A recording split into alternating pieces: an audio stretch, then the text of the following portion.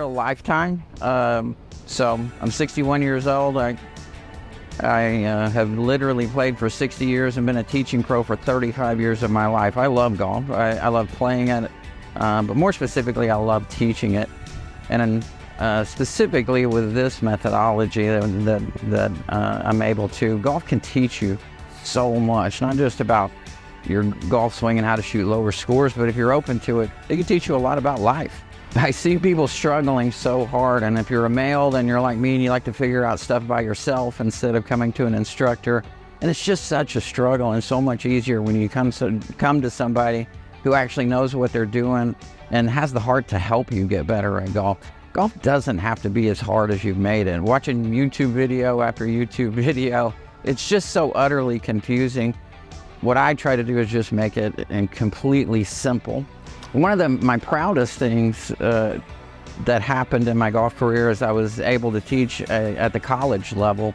For 4.5 years, I taught at a junior college. Now it's the strongest conference in the United States. So gosh, I had some really good players.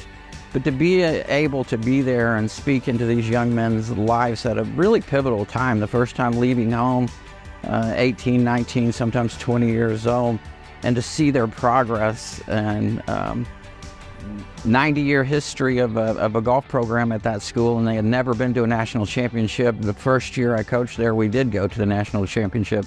Didn't win the national championship, but we did get the invite and were able to go. So that was probably one of my proudest moments. So on our first meeting, the very first thing we're going to discuss is goals. You have to know goals because that will dictate how I'm going to structure your lesson. In other words, if you're at the extreme, if you want to become a tour professional, then that's going to be one structure of golf lessons. It's going to be very, very intense.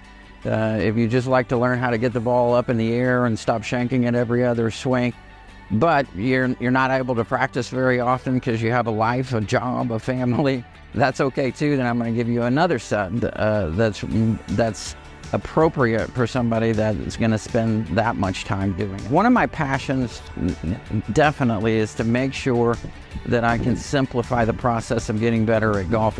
It becomes so confusing. As a golf professional, then we fall in love with technical language about swing planes and pivot points and ground forces. As a golfer, you don't really need to know all that, and so I've discovered a bunch of massive shortcuts that are fundamentally absolutely correct. They're simply way easier than trying to learn a new dictionary full of golf terms.